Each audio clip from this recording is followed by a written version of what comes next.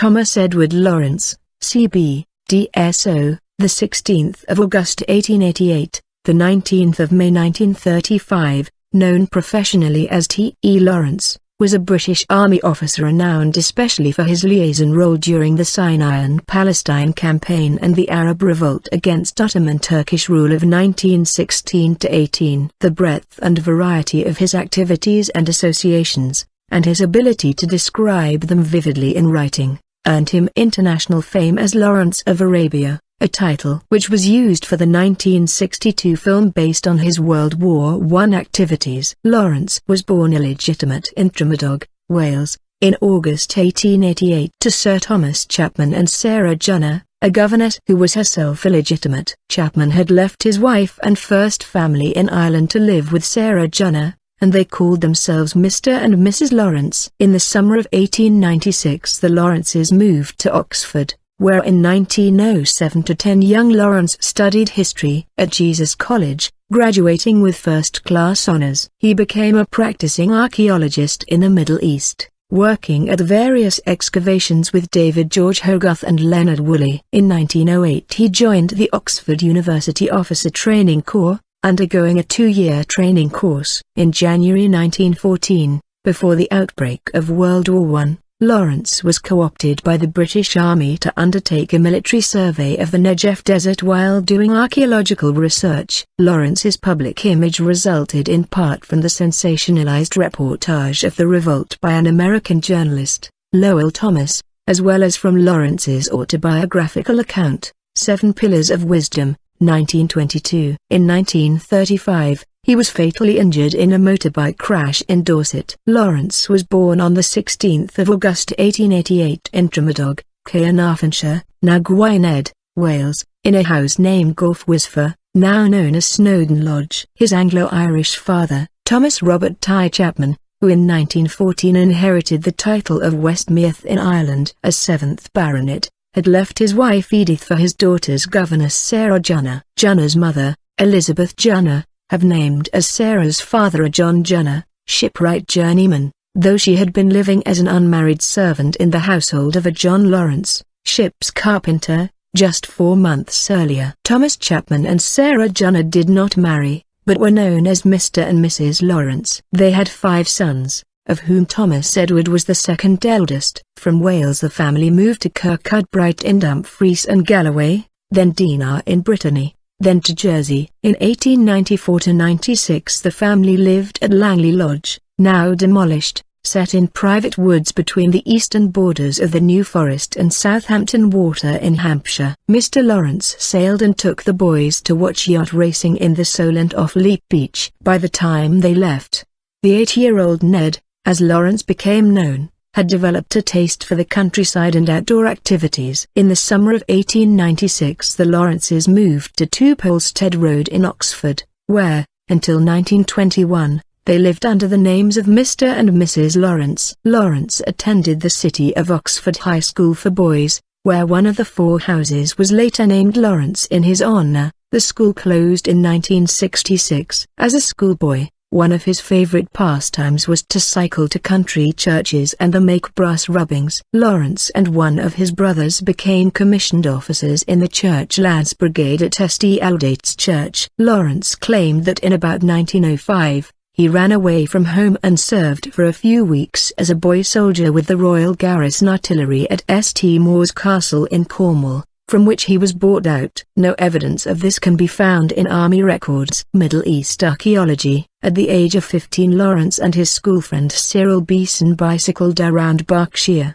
Buckinghamshire and Oxfordshire, visited almost every village's parish church, studied their monuments and antiquities and made rubbings of their monumental brasses. Lawrence and Beeson monitored building sites in Oxford and presented their finds to the Ashmolean Museum. The Ashmoleans' annual report for 1906 said that the 2 teenage boys by incessant watchfulness secured everything of antiquarian value which has been found. In the summers of 1906 and 1907 Lawrence and Beeson toured France by bicycle, collecting photographs, drawings and measurements of medieval castles. From 1907 to 1910 Lawrence studied history at Jesus College, Oxford. In the summer of 1909, Lawrence set out alone on a 3-month walking tour of Crusader castles in Ottoman Syria, in which he traveled 1,000 miles, 1,600 kilometers, on foot. Lawrence graduated with first-class honors after submitting a thesis entitled The Influence of the Crusades on European Military Architecture, to the end of the 12th century, based on his field research with Besson in France, notably in Challis, and his solo research in the Middle East. On completing his degree in 1910, Lawrence commenced postgraduate research in medieval pottery with a senior demi, a form of scholarship, at Magdalen College, Oxford, which he abandoned after he was offered the opportunity to become a practicing archaeologist in the Middle East. Lawrence was a polyglot whose published work demonstrates competence in French, Ancient Greek, and Arabic. In December 1910 he sailed for Beirut, and on arrival went to Jbel, Byblos, where he studied Arabic. He then went to work on the excavations at Karchemish, near Jerablus in northern Syria, where he worked under D.G. Hogarth and R. Campbell Thompson of the British Museum. He would later state that everything that he had accomplished, he owed to Hogarth, as the site lay near an important crossing on the Baghdad Railway. Knowledge gathered there was of considerable importance to the military. While excavating ancient Mesopotamian sites, Lawrence met Gertrude Bell, who was to influence him during his time in the Middle East. In late 1911, Lawrence returned to England for a brief sojourn. By November he was en route to Beirut for a second season at Karchemish, where he was to work with Leonard Woolley.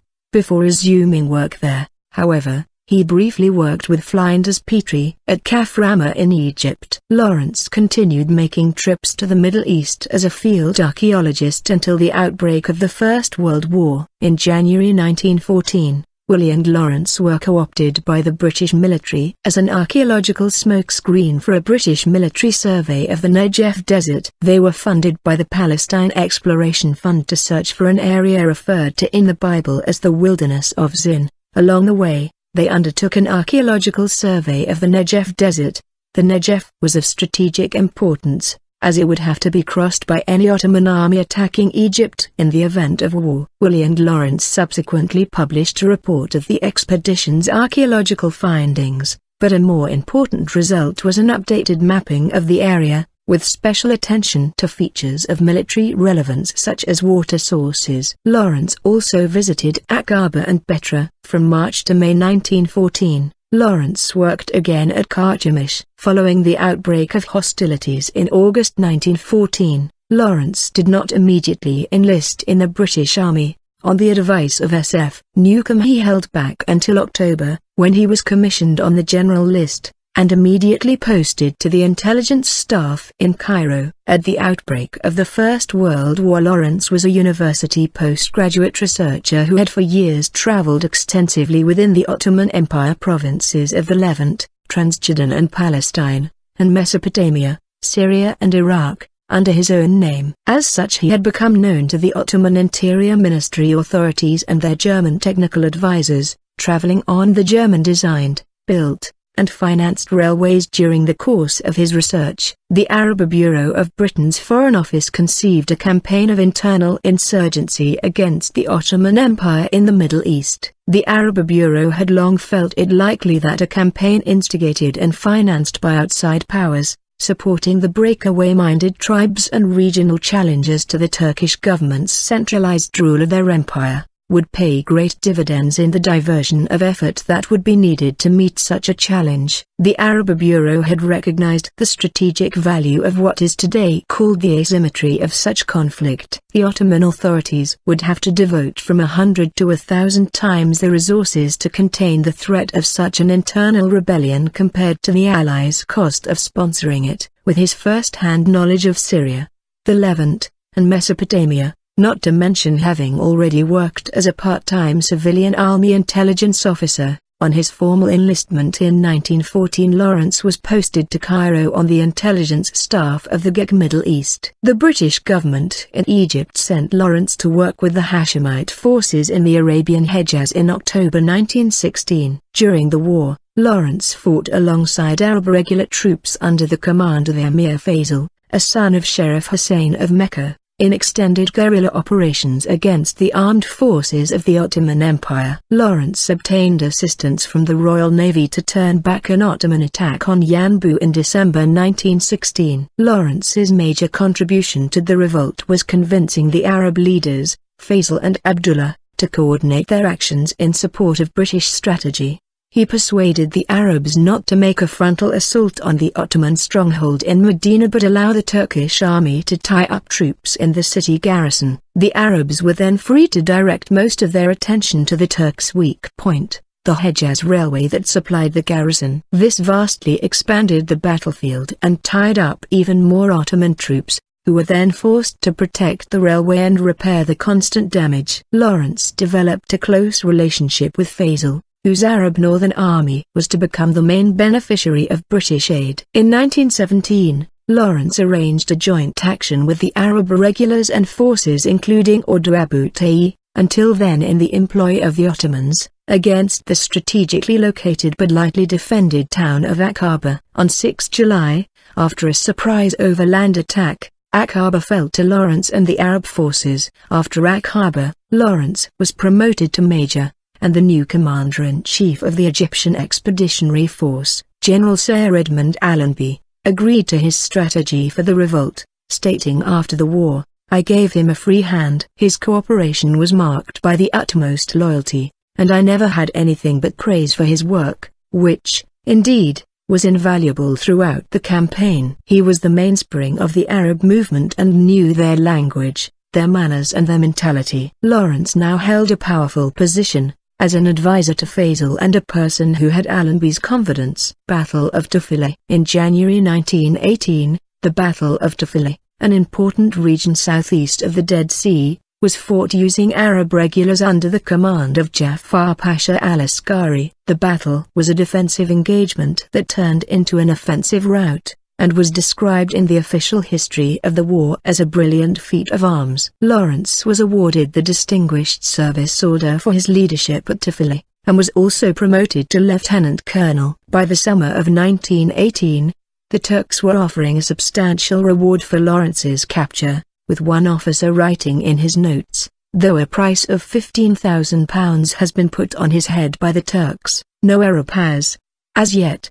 attempted to betray him." The Shah-Khalif of Mecca, king of the Hejaz, has given him the status of one of his sons, and he is just the finely tempered steel that supports the whole structure of our influence in Arabia. He is a very inspiring gentleman adventurer. Fall of Damascus. Lawrence was involved in the build-up to the capture of Damascus in the final weeks of the war. Much to his disappointment, and contrary to instructions he had issued, he was not present at the city's formal surrender, arriving several hours after the city had fallen. Lawrence entered Damascus around 9 a.m. on the 1st of October 1918, but was only the third arrival of the day, the first being the 10th Australian Light Horse Brigade, led by Major A.C.N. Harry Alden, who formally accepted the surrender of the city from acting Governor Emir said. In newly liberated Damascus, which he had envisaged as the capital of an Arab state, Lawrence was instrumental in establishing a provisional Arab government under Faisal. Faisal's rule as king,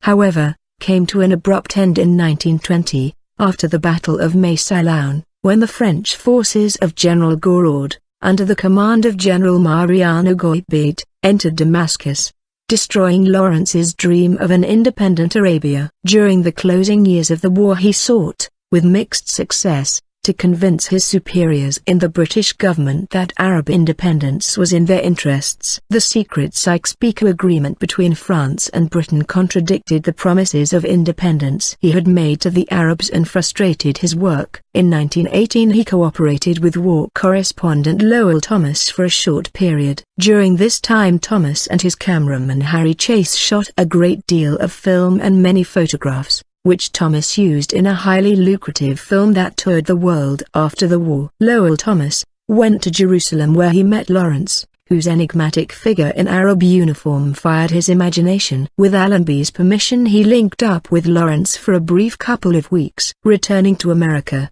Thomas, early in 1919, started his lectures, supported by moving pictures of veiled women, Arabs in their picturesque robes, camels and dashing Bedouin cavalry. which took the nation by storm, after running at Madison Square Gardens in New York. On being asked to come to England, he made the condition he would do so if asked by the King and given Drury Lane or Covent Garden.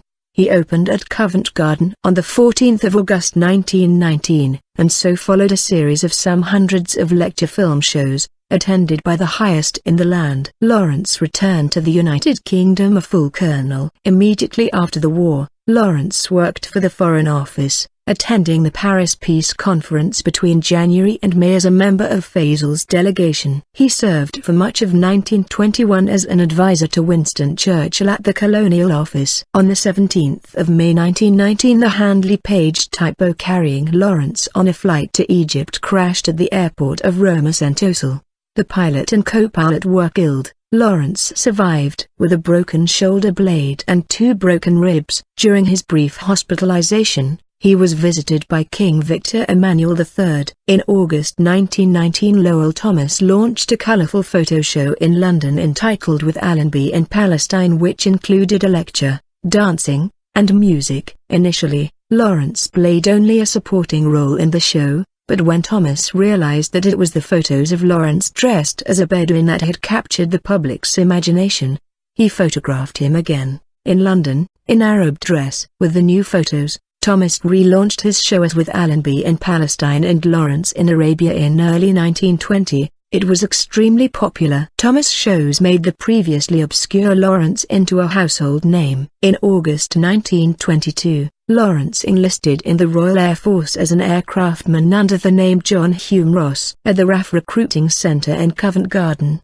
London, he was interviewed by a recruiting officer, Flying Officer W. E. Johns, later to be well known as the author of the Biggles series of novels. Johns rejected Lawrence's application as he correctly believed Ross was a false name. Lawrence admitted this was so and the documents he provided were false and left, but he returned some time later with an RAF messenger, carrying a written order for Johns to accept Lawrence. However, Lawrence was forced out of the RAF in February 1923 after being exposed. He changed his name to T. E. Shaw and joined the Royal Tank Corps in 1923. He was unhappy there and repeatedly petitioned to rejoin the RAF, which finally readmitted him in August 1925. A fresh burst of publicity after the publication of Revolt in the Desert, see below, resulted in his assignment to a remote base in British India in late 1926. Where he remained until the end of 1928. At that time he was forced to return to Britain after rumours began to circulate that he was involved in espionage activities. He purchased several small plots of land in Chingford, built a hut and swimming pool there, and visited frequently. This was removed in 1930 when the Chingford Urban District Council acquired the land and passed it to the City of London Corporation, but re-erected the hut in the grounds of the Warren, Lawton, where it remains, neglected. Today, Lawrence's tenure of the Chingford land has now been commemorated by a plaque fixed on the sighting obelisk on Pole Hill. He continued serving in the RAF based at Bridlington, East Riding of Yorkshire, specializing in high-speed boats and professing happiness, and it was with considerable regret that he left the service at the end of his enlistment in March 1935. Lawrence was a keen motorcyclist, and, at different times, had owned 8 Braw Superior motorcycles. His 8th motorcycle is on display at the Imperial War Museum. Among the books Lawrence is known to have carried with him on his military campaigns is Thomas Mallory's Morty Darthur. Accounts of the 1934 discovery of the Winchester manuscript of the Morty include a report that Lawrence followed Eugene Vinaver, a Mallory scholar, by motorcycle from Manchester to Winchester upon reading of the discovery in the Times. At the age of 46, 2 months after leaving military service, Lawrence was fatally injured in an accident on his Braw Superior SS 100 motorcycle in Dorset, close to his cottage, Clouds Hill, near Wem. A dip in the road obstructed his view of 2 boys on their bicycles. He swerved to avoid them, lost control, and was thrown over the handlebars. He died 6 days later on the 19th of May 1935. The spot is marked by a small memorial at the side of the road. One of the doctors attending him was the neurosurgeon Hugh Cairns, who consequently began a long study of what he saw as the unnecessary loss of life by motorcycle dispatch riders through head injuries. His research led to the use of crash helmets by both military and civilian motorcyclists. Moreton Estate, which borders Bovington Camp, was owned by Lawrence's cousins, the Frampton family. Lawrence had rented and later bought Clouds Hill from the Framptons. He had been a frequent visitor to their home, Oakerswood House, and had for years corresponded with Louisa Frampton. With his body wrapped in the Union flag, Lawrence's mother arranged with the Framptons for him to be buried in their family plot at Moreton. His coffin was transported on the Frampton Estate's bier. Mourners included Winston and Clementine Churchill, E.M.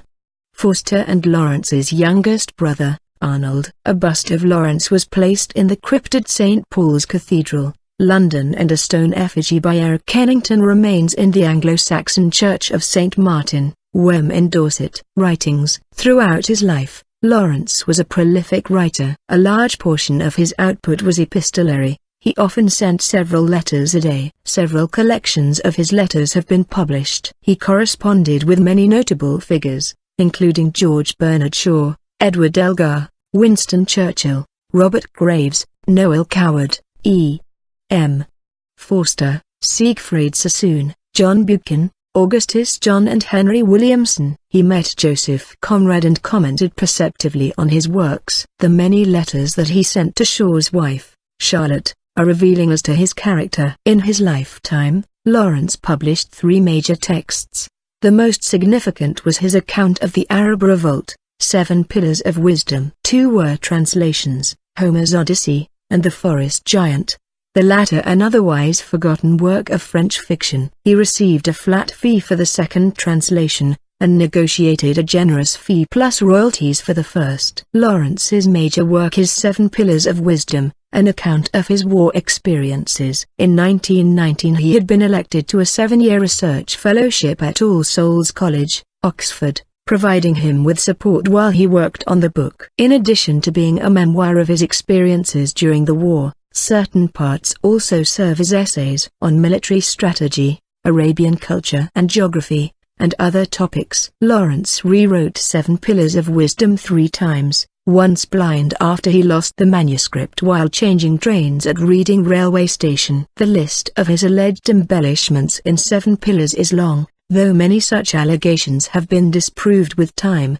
most definitively in Jeremy Wilson's authorized biography. However, Lawrence's own notebooks refute his claim to have crossed the Sinai Peninsula from Aqaba to the Suez Canal in just 49 hours without any sleep. In reality, this famous camel ride lasted for more than 70 hours and was interrupted by 2 long breaks for sleeping which Lawrence omitted when he wrote his book. Lawrence acknowledged having been helped in the editing of the book by George Bernard Shaw. In the preface to 7 Pillars, Lawrence offered his thanks to Mr. and Mrs. Bernard Shaw for countless suggestions of great value and diversity, and for all the present semicolons. The first public edition was published in 1926 as a high-priced private subscription edition, printed in London by Herbert John Hodgson and Roy Manning Pike, with illustrations by Eric Kennington, Augustus John, Paul Nash, Blair Hugh Stanton and his wife Gertrude Hermes. Lawrence was afraid that the public would think that he would make a substantial income from the book,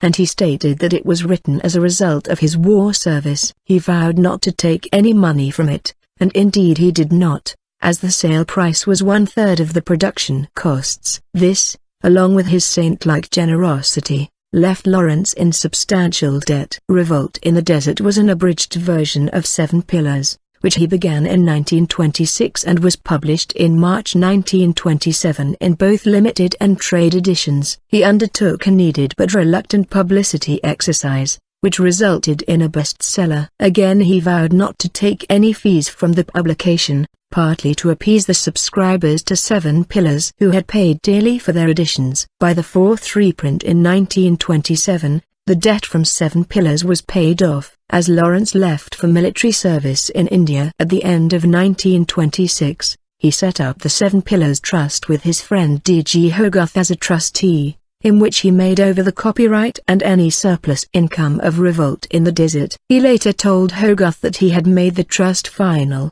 to save myself the temptation of reviewing it. If Revolt turned out a bestseller, the resultant trust paid off the debt, and Lawrence then invoked a clause in his publishing contract to halt publication of the abridgment in the United Kingdom. However, he allowed both American editions and translations, which resulted in a substantial flow of income. The trust paid income either into an educational fund for children of RAF officers who lost their lives or were invalided as a result of service, or more substantially into the RAF Benevolent Fund. Posthumous. Lawrence left unpublished The Mint, a memoir of his experiences as an enlisted man in the Royal Air Force, RAF. For this, he worked from a notebook that he kept while enlisted, writing of the daily lives of enlisted men and his desire to be a part of something larger than himself, the Royal Air Force. The book is stylistically very different from Seven Pillars of Wisdom, using sparse prose as opposed to the complicated syntax found in Seven Pillars. It was published posthumously, edited by his brother, Professor A. W. Lawrence. After Lawrence's death, A. W. Lawrence inherited Lawrence's estate and his copyrights as the sole beneficiary. To pay the inheritance tax, he sold the U.S. copyright of Seven Pillars of Wisdom, subscriber's text, outright to Doubleday. During in 1935, Doubleday still controls publication rights of this version of the text of Seven Pillars of Wisdom in the USA. In 1936, Professor Lawrence split the remaining assets of the estate, giving Clouds Hill and many copies of less substantial or historical letters to the nation via the National Trust, and then set up two trusts to control interests in T.E. Lawrence's residual copyrights to the original Seven Pillars Trust. Professor Lawrence assigned the copyright in Seven Pillars of Wisdom, as a result of which it was given its first general publication. To the Letters and Symposium Trust, he assigned the copyright in The Mint and all Lawrence's letters, which were subsequently edited and published in the book T.E. Lawrence by his friends, edited by A. W. Lawrence, London, Jonathan Cape, 1937. A substantial amount of income went directly to the RAF Benevolent Fund or for archaeological, environmental, or academic projects. The two trusts were amalgamated in 1986 and, on the death of Professor A. W. Lawrence in 1991, the Unified Trust also acquired all the remaining rights to Lawrence's works that it had not owned, plus rights to all Professor Lawrence's works. Lawrence's biographers have discussed his sexuality at considerable length, and this discussion has spilled into the popular press. There is no reliable evidence for consensual sexual intimacy between Lawrence and any person. His friends have expressed the opinion that he was asexual, and Lawrence himself specifically denied, in multiple private letters, any personal experience of sex. While there were suggestions that Lawrence had been intimate with Dame, who worked with Lawrence at a pre-war archaeological dig in Carchemish, and fellow servicemen R.A.M. Guy, his biographers and contemporaries have found them unconvincing. The dedication to his book Seven Pillars is a poem titled To Essay, which opens, "I loved you, so I drew these tides of men into my hands and wrote my will across the sky in stars to earn you freedom, the seven-pillared worthy house, that your eyes might be shining for me when we came." Lawrence was never specific about the identity of S.A. There are many theories which argue in favor of individual men, women, and the Arab nation. The most popular is that S.A. represents, at least in part, his companion Selim Ahmed, Dame, who apparently died of typhus before 1918. Although Lawrence lived in a period during which official opposition to homosexuality was strong, his writing on the subject was tolerant. In Seven Pillars, when discussing relationships between young male fighters in the war, he refers on one occasion to the openness and honesty of perfect love and on another to friends quivering together in the yielding sand with intimate hot limbs in supreme embrace. In a letter to Charlotte Shaw he wrote, "I've seen lots of man-on-man loves, very lovely and fortunate some of them were." In both Seven Pillars and a 1919 letter to a military colleague, Lawrence describes an episode on the 20th of November 1917 in which, while reconnoitering Dera in disguise, he was captured by the Ottoman military, heavily beaten, and sexually abused by the local bey and his guardsmen. The precise nature of the sexual contact is not specified. There have been allegations that the episode was an invention of Lawrence's and, with some evidence that the injuries Lawrence claims to have suffered were exaggerated. Although there is no independent testimony, the multiple consistent reports, and the absence of evidence for outright invention in Lawrence's works, make the account believable to his biographers. At least 3 of Lawrence's biographers, Malcolm Brown, John E. Mack, and Jeremy Wilson, have argued this episode had strong psychological effects on Lawrence which may explain some of his unconventional behavior in later life. There is considerable evidence that Lawrence was a masochist. In his description of the Diruwa beating, Lawrence wrote a delicious warmth, probably sexual, was swelling through me, and also included a detailed description of the guard's whip in a style typical of masochists' writing. In later life, Lawrence arranged to pay a military colleague to administer beatings to him, and to be subjected to severe formal tests of fitness and stamina. While John Bruce, who first wrote on this topic, included some other claims which were not credible, Lawrence's biographers regard the beatings as established fact. John E. Mack sees a possible connection between T.E.'s masochism and the childhood beatings he had received from his mother for routine misbehaviors. His brother Arnold thought the beatings had been given for the purpose of breaking T.E.'s will. Writing in 1997, Angus Calder noted that it is astonishing that earlier commentators discussing Lawrence's apparent masochism and self-loathing failed to consider the impact on Lawrence of having lost his brothers Frank and Will on the Western Front, along with many other school friends. Lawrence was made a Companion of the Order of the Bath and awarded the Distinguished Service Order and the French Legion d'Honneur, though in October 1918 he refused to be made a Knight Commander of the Most Excellent Order of the British Empire. A bronze bust of Lawrence was placed in the crypt of St. Paul's Cathedral alongside the tombs of Britain's greatest military leaders. An English Heritage blue plaque marks Lawrence's childhood home at 2 Polstead Road, Oxford, OX2, and another appears on his London home at 14 Barton Street, Westminster, SW1. In 2002, Lawrence was named 53rd in the BBC's list of the 100 greatest Britons following a UK-wide vote.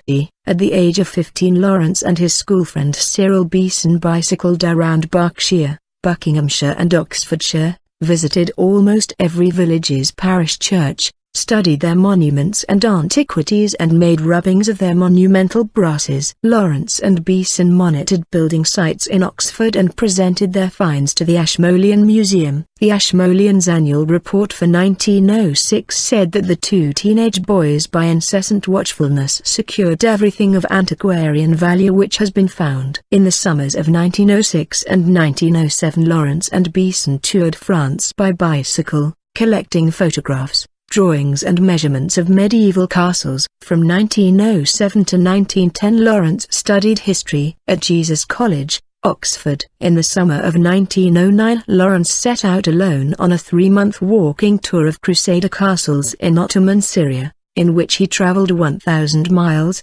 1,600 kilometers, named Gulf Wisfa, now known as Snowdon Lodge. His Anglo-Irish father, Thomas Robert Ty Chapman, who in 1914 inherited the title of Westmeath in Ireland as 7th Baronet, had left his wife Edith for his daughter's governess Sarah Junner. Junner's mother, Elizabeth Junner, have named as Sarah's father a John Junner, shipwright journeyman, though she had been living as an unmarried servant in the household of a John Lawrence, ship's carpenter, just 4 months earlier. Thomas Chapman and Sarah Junner did not marry, but were known as Mr. and Mrs. Lawrence. They had 5 sons, of whom Thomas Edward was the second eldest. From Wales the family moved to Kirkcudbright in Dumfries and Galloway, then Dinard in Brittany, then to Jersey. In 1894–96 the family lived at Langley Lodge, now demolished, set in private woods between the eastern borders of the New Forest and Southampton Water in Hampshire. Mr. Lawrence sailed and took the boys to watch yacht race. 1907–10 Young Lawrence studied history at Jesus College,